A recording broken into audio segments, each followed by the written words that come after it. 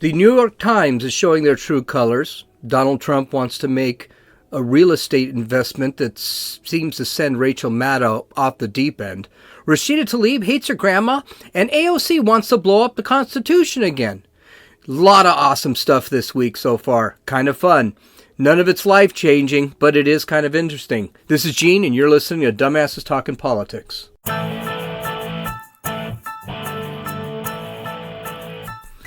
Happy Hump Day! Yes, it's a Wednesday, and I'm having a great night tonight, recording a little later because it's cooler. Got the game on. The Yankees and the A's are on right now, and the A's are beating the Yankees, yes. For those who don't know, I'm actually from Los Angeles, so I'm a huge Dodger fan, and the Yankees are playing the Dodgers Friday, Saturday, and Sunday, and unfortunately, I live in San Diego now, so I'm not going to be able to see it. You may notice I didn't actually have a podcast yesterday. I've got to get working on my book, so I'm probably going to... I want to finish the book. I'm almost halfway through it. And I'm probably going to take off Tuesdays and Thursdays just to work on my book. As some of you might know, I actually do this more to keep practicing my writing and kind of see if I can make some money off this eventually. But I have so much fun with it. But anyway... Let's get to some of the news today. Now, again, it's been kind of a slow news week. Nothing really big out there. Just, some things that are kind of irritating and dumb and stuff like that. The New York Times is taking a stand now, and they're actually beginning to choose sides, and they're making it quite clear. But one has to be completely head in sand to believe that the New York Times is an unbiased newspaper outlet. Just a couple of weeks ago, the Times ran a headline when Trump commented on the El Paso mass shooting. The first headline was Trump urges unity versus racism.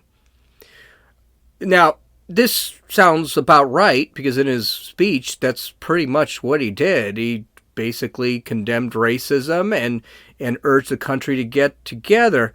But you can't tell the truth at the New York Times, and the left just laid into the New York Times after that was released. On Twitter, they were just lambasting him. All of the presidential candidates sat back and just chewed out the Times for this story. So later on that day, they decided to change the headline. And I honestly think they made more asses out of themselves than they would have if they just kept the deal. The new headline wrote, "Assailing hate but not guns." Of course, that's closer to the narrative. Trump actually didn't say anything about guns in his speech. He was just talking about the actual tragedy itself. But see, that's the whole thing. That's what the whole media does. But at this point, until this point, the Times did have they did have kind of a viewership that they still were considered a newspaper. Well, not anymore, and it's getting worse for them right now. Apparently, Slate leaked a statement from executive editor Dean Beckett stating that the Times depended on the Mueller investigation to basically hold their narrative. But that was over, and Trump was innocent, and the narrative had crashed. So the Times needed to find another narrative. And they did. And guess what it is? That's right, it's racism. Beckett said, "We built our newsroom to cover one story, and we did it truly well. Now we have to regroup and shift resources and emphasis to take on a different story." His vision is for how to cover Trump for the next 2 years. That's a quote.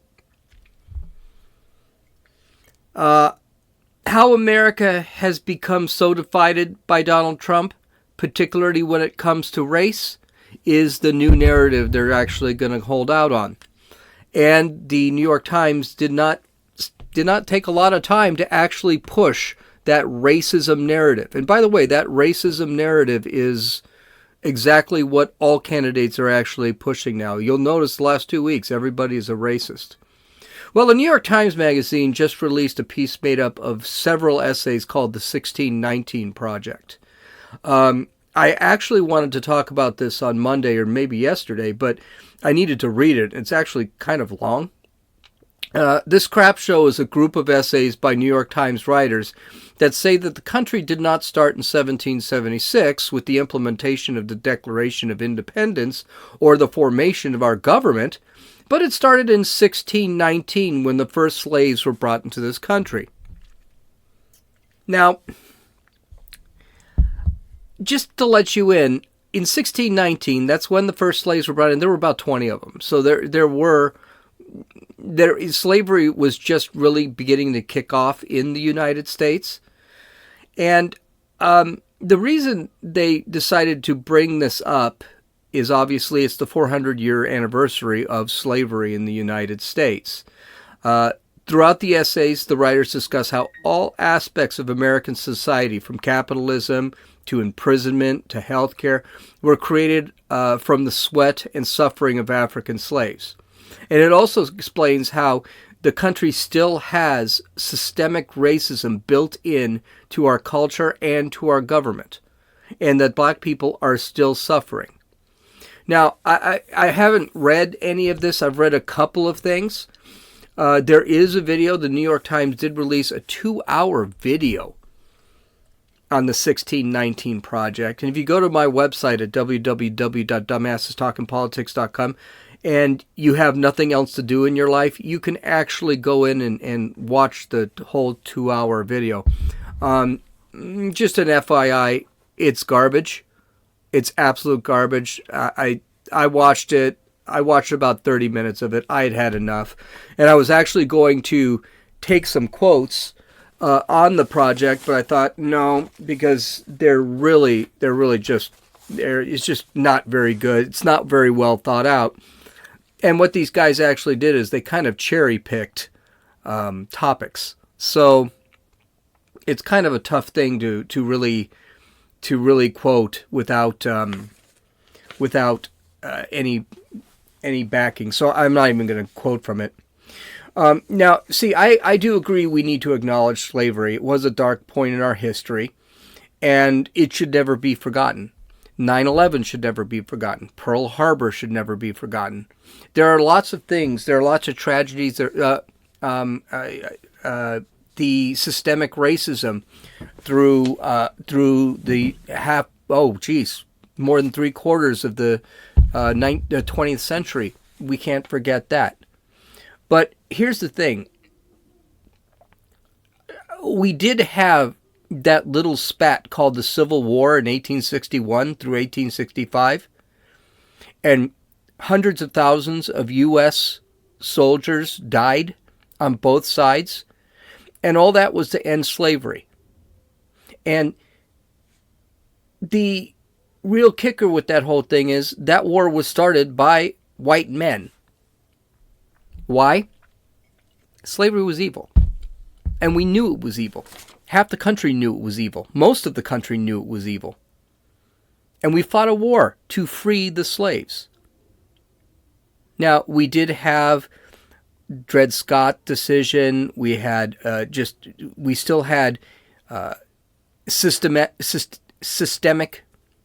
racism in our government up until the late 60s. We did, but we remember it, and we point to it, and we won't forget it. Our country didn't start because of slavery. Our country didn't start in 1619. We didn't have an identity in 1619. We didn't have an identity in 1700s, till late 1700s. Our country started in 1776.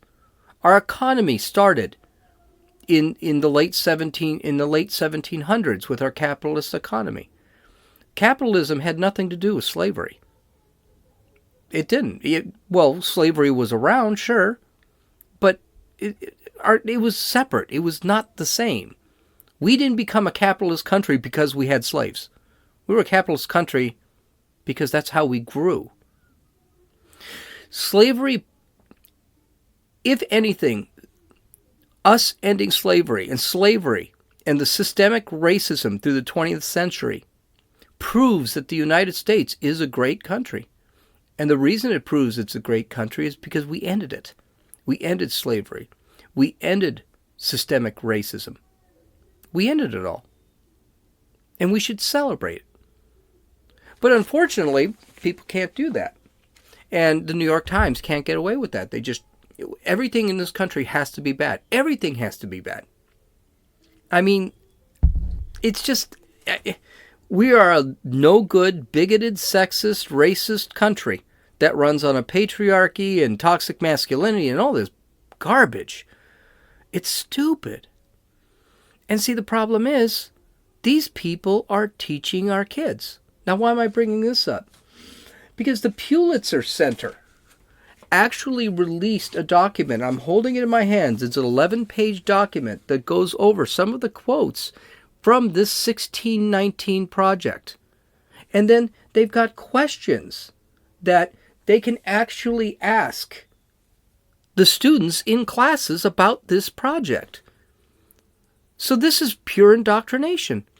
This is garbage. The whole thing was garbage. And the reason the whole thing was garbage is, one, it's not entirely accurate. The second reason is they kind of conveniently left out certain black writers who saw the United States as a fantastic country that just had the weakness of slavery and systemic racism, and that we could actually go beyond slavery and systemic racism. W.E.B. Du Bois, who was no right-winger, he supported Republicans because he simply supported the idea that blacks were not Africans, they were Americans. And in his writings, he talked about the greatness of America and how America was a child. It was just a child that needed to grow up. And once slavery was ended, it would show that it is actually growing up at this time. He's barely mentioned in it. And there are a couple other black writers who also believe the same thing. That the country is not a terrible place. The country just needed to grow up. So it's really sad. This is the greatest country in human history. Part of the greatest civilization in human history. We've made life better for the entire world. The internet, cell phones, computing, all this, the media, all this, and the only thing the media can point out is how bad we are. And we're just not.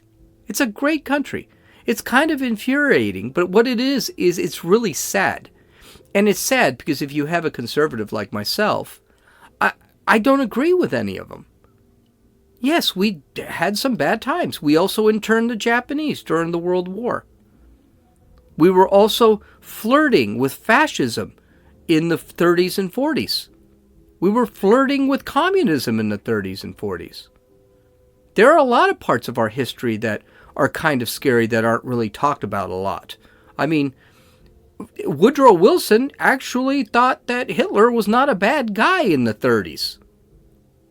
So, listen, we can't forget the bad things, but we don't say that our foundation is all based off of the bad things. That's just garbage, and it's not true. And it's sad. And I will protect this country till the day I die. And I hope whoever's listening, I hope you folks do that too. Oh, but we had that was the big thing, and that was the one article that really bothered me was that New York Times. And I'm glad to see that these outlets are actually beginning to be called out for what they are, which is biased, anti-conservative bias. Because here's the thing. These publications, they're not just biased against Trump. They're biased against anybody. If Trump stepped out of office and Pence became president, they'd be saying the same thing about Pence. They said the same thing about Mitt Romney, who is probably the most milquetoast and gentlest candidate that has ever run for president. So it's just good to see that these news outlets are actually beginning to be called out for what they are, which is biased. So the next story of the week is really something, and we've now got an international incident, it looks like. It's just absolutely terrifying. President Trump found out that he had the power to actually buy Greenland. This is something that apparently came up in a meeting, and it was mentioned, and he thought, oh, okay, maybe we should explore this. See, Greenland, which is north of Canada, is actually pretty close to us. It's strategically, it's an excellent position. It would be a wonderful place to put military bases and keep an eye on China. China already wants Greenland. They've been really pushing to take that country also, which could be a problem if they ever did. It's rich in resources. But the problem is it's also extremely expensive to keep afloat. The country that actually has control is Denmark. So Trump thought it might be worth holding a meeting with the Prime Minister to discuss actually buying the territory. Now, this is really nothing new. As a matter of fact, it's not even the first time we've dealt with Denmark when acquiring territory. In 1917, we purchased the Virgin Islands, the U.S. Virgin Islands, from Denmark. And it is extremely expensive for Denmark to actually keep that territory afloat. They don't have a lot of resources, not a lot of food. Greenland is not, it's the opposite. Greenland is actually not green. It's a big iceberg. It's a big island with a lot of ice. It's actually Iceland that is green. They did that on purpose. The territories were named, one was named Iceland to trick the Germans during World War II into believing that Iceland was just a big body of ice, whereas Greenland was actually the fauna-rich country. And it's not. It was the opposite. So that, just a little trivia for you there. But this was something that Trump thought he'd ask. It's not the first time Trump is the third president who is kind of interested in going after Greenland from Denmark. So it's not the first time this has actually been done. And it really isn't that big of a deal. He thought he'd just ask and see what's going on. But Rachael Maddow thought it was a big deal. And I tell you, this gal, she's always been a dime short a dollar. She's always been rather nuts. But listen to this partial meltdown where she's just making absolute fun of this president trying to buy Greenland. Listen to this. A favor and make it a more constructive joke. I mean, you could have just as easily told him, hey, Don, I heard Greenland is looking for a king. They want a new monarch with dictatorial powers. And you get like 10 planes, I heard. I heard you could totally do that if you gave up being president and you went there and asked them. I hear they're super interested in you. I mean, if you're going to play a joke on him, right? Tell him that. Tell him there's like a secret compartment in the presidential limousine that always has hot Big Macs in it. Or quarter pounders, either one, whichever you want. There's a secret compartment there. It's right on the back of the driver's compartment. You haven't found that yet? All the other presidents have been eating fresh, hot Big Macs in the presidential limousine for decades. You didn't find that compartment yet? It's a touch compartment. You just have to touch it and it opens up. Right? Tell him that. Just sit back and wait for him to sneak off to go play in the limousine to try to find the hot burgers. I mean, seriously. And they still pay her? And she's one of the top newscasts in the country. She's crazy. I mean, I almost feel sad for her. I feel bad for her.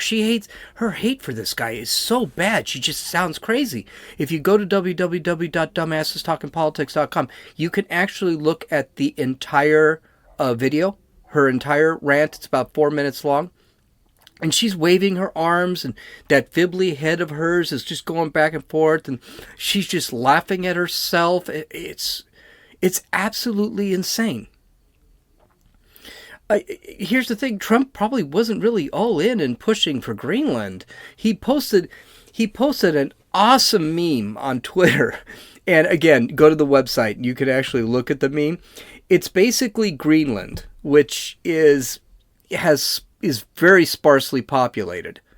Okay, and right in the middle of it is a Trump Tower. It looks like it's from Las Vegas, and Trump tweets, quote, "I promise not to do this to Greenland." This is Donald Trump trolling. This is Donald Trump trolling. Everyone made a big stink about this Greenland deal, which was leaked. This was not something that he actually went out and I don't even know if he thought this was something that was going to happen. He just posted it there. Threw out the idea. Maybe. I don't know why everyone just seems to want to get all upset about this all of the time. It's just trollery at its best. Good for Donald Trump.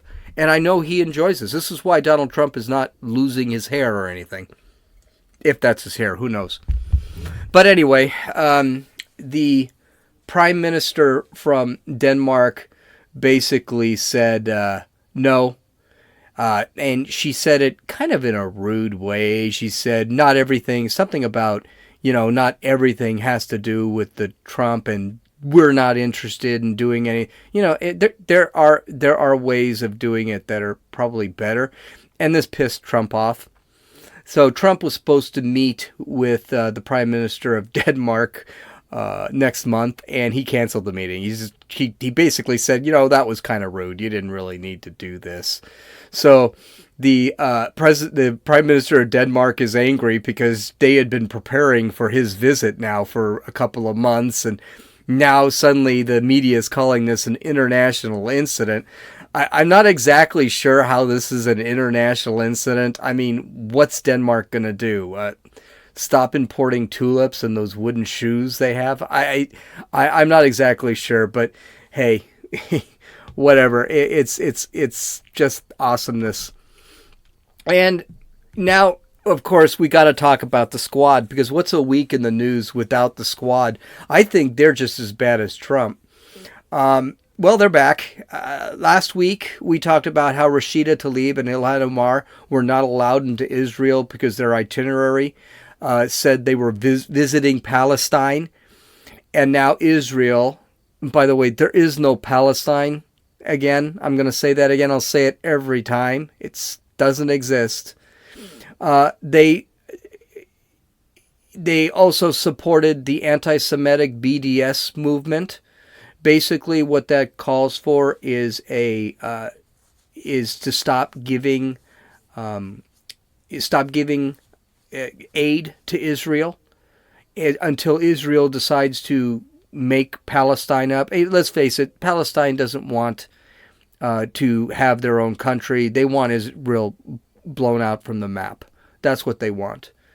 They also wanted to see.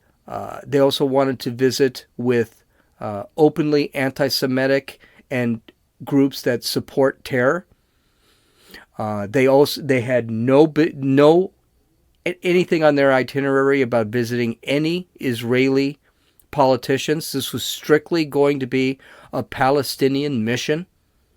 And Israel just said, heck, the Tlaib and Omar were being financed by an anti-Semitic group that actually accused once Israel of using blood debts or something like that.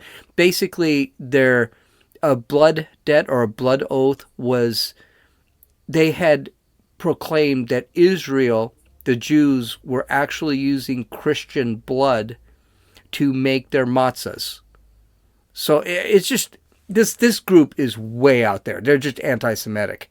And these people are being financed by that group. So Israel said no, which makes absolute sense. A lot of conservatives were saying it's probably not the best PR, but no, I don't think so. I think, no, these people are openly anti-Semitic. And Israel just said, we don't need that garbage. We don't need them coming here using our country as a platform for telling them how racist their country is. I don't blame them. We do the same thing. There are plenty of people we do not allow in this country because of the tone that they take or how they feel about this country. But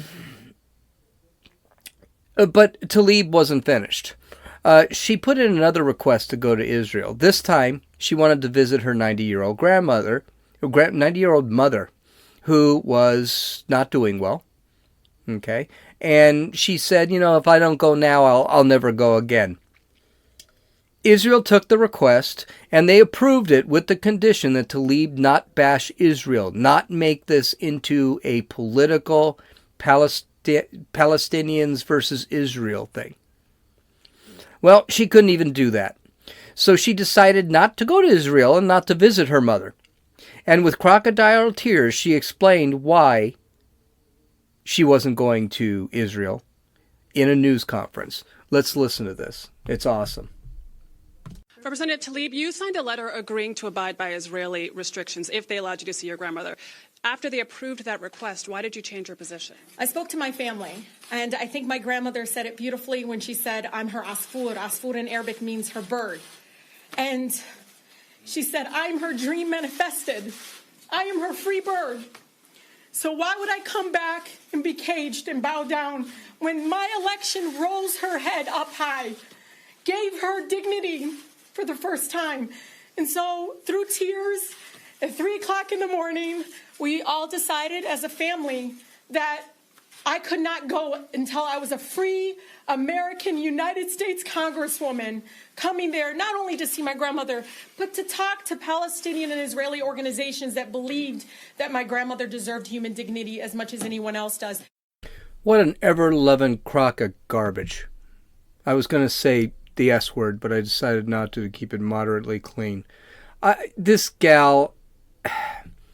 Yeah, well, this just shows something about this woman. It shows that she hates Israel more than she loves her mom. That's nice. That's something to be proud of. And if people actually thought about it instead of just listening to her make herself a victim again, they would see what she's really about. She just hates Israel. Period. But, we conservatives always knew this, and it shouldn't be a secret for many Democrats. I mean, she says things constantly. So this is just a really bad person. Hopefully she gets primaried. She probably won't because she's in a heavily Democratic district. But you can watch the actual interview on my website. What I find absolutely amazing, though, when these politicians go out there and they start with the crocodile tears, there are no tears. There's no crying. It's all an act. She looked like she was acting. It's just so disingenuous. It's so dishonest. Of course, we can't talk about the squad unless we talk about Alexandria Ocasio-Cortez, right? What's a political conversation without AOC in there? While taking a trip across an empty rural area, and I would assume it is somewhere in the Midwest, she sarcastically told her followers to look out the window. This must have been on Instagram. Look out the window and look at the Electoral College. Which she was making a point. I thought it was a very sloppy point, but she was trying to make a point. We'll talk about it after you listen to this bit. We're coming to you live from the Electoral College. Many votes here, as you can see. Very efficient way to choose leadership of the country. I can't think of any other way, can you? So if you haven't seen the video, again, go to the website, it's there. What she's basically doing is she's just pointing to an empty land, and she's saying there's the Electoral College. And the reason she's saying this is she believes that the Electoral College is a lousy way to elect officials because these states that don't have a lot of people shouldn't have overrepresentation, or what she thinks is overrepresentation. Well, she's wrong, obviously. The Electoral College, you get a certain number of delegates based off population. But the idea with the Electoral College is that a state like Wisconsin, or a state like, let's say, Wyoming, Idaho, Montana, these states have representation.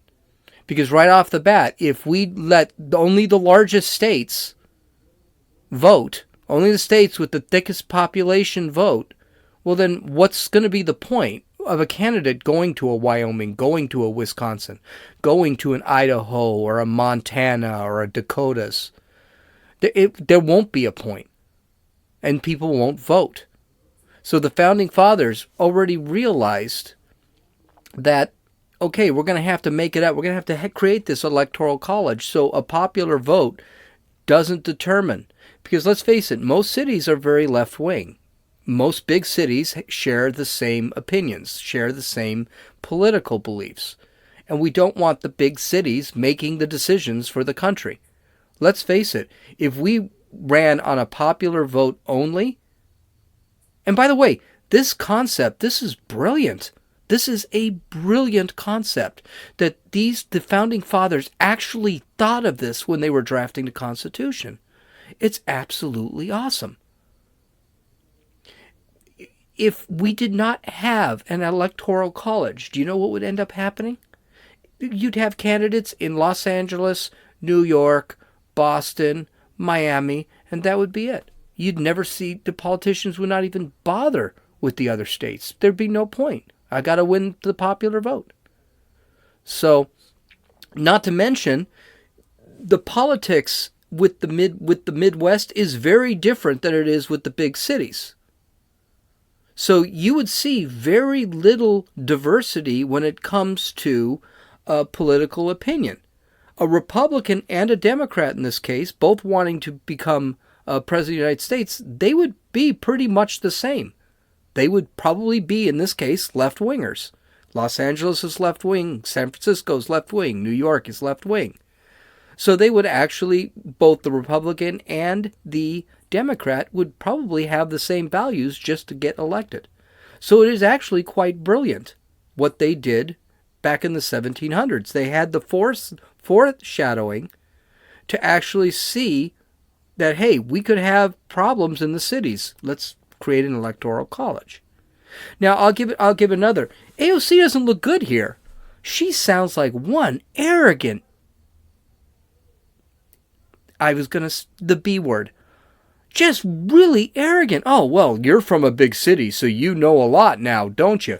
So basically what you're saying is because these people aren't from the big cities in the Midwest and in smaller states, they shouldn't count?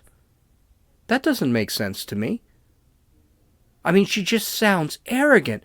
And she's arrogant enough, and arrogant not just in that she just flips her nose at the states that with less population. She's arrogant enough to believe she knows better than the Founding Fathers? She was actually referring to a report or an article. I didn't read the article. I'm probably not going to read the article, but she was referring to an article that basically says all of the arguments for an electoral college are all wrong. Now, I should read this article just to see what they're talking about, but no, they're not all wrong. I'm absolutely, I know a lot of the arguments for the Electoral College, and I've read the Federalist Papers. They're not wrong. So I don't know where these guys come from. It's amazing how smart millennials actually think they are. Millennials and Gen Z. So, but AOC goes further. She called it a scam. She said that this is just an absolute scam to control politics, which is weird because the Electoral College has been pretty even for Democrats and Republicans. There have been just as many Democrats winning as Republicans and vice versa. So I'm not exactly sure what she's talking about. And then she said this. This was just really just dumb because you know it has to go here. It always has to go here. Quote, The Electoral College has a racial injustice breakdown. Due to severe racial disparities in certain states, the Electoral College effectively weighs, she said weights, but weighs white voters over voters of color, as opposed to a one-person, one-vote system where we are all counted equally. What in the hell is she talking about? When we had the 3/5 rule after the Civil War, yes, she would be right. We don't have a 3/5 rule. It's all based on population. What is she talking about? Blacks, Hispanics, Asians, whites, we all count the same. The vote isn't lowered because the race of the person. So what she's just saying is it's just stupid. It's really, really, really stupid. And considering Georgia has a ton of black population, and I believe Trump took Georgia, I'm not exactly sure what she's talking about. She's just a complete and utter moron. But she's so funny to listen to. And she sounds like her popularity is sinking into the toilet. It sounds like she's probably going to get primaried anyway. So, but that's it for the night. That's the news. So you can visit my website at www.dumbassestalkingpolitics.com, and I'll have all the videos. I pulled some sound bites, but I'll actually have some news videos. The Rachael Maddow one is really interested. And if you're interested in watching that 2-hour Project 1619, it's there. Go for it. Have fun, I guess. It's pretty lousy. You can follow me on Twitter at RunninFool, RunninFewl. And you can download or listen to this podcast on iTunes, Podbean, Podcast Addict, or YouTube. Please rate, comment, like, and subscribe. I'll appreciate it. And just to let you know, the A's are ahead of the Yankees 5-1. It looks like those A's are really something this year. They've really picked it up. This is Gene, and you've listened to Dumbasses Talking Politics.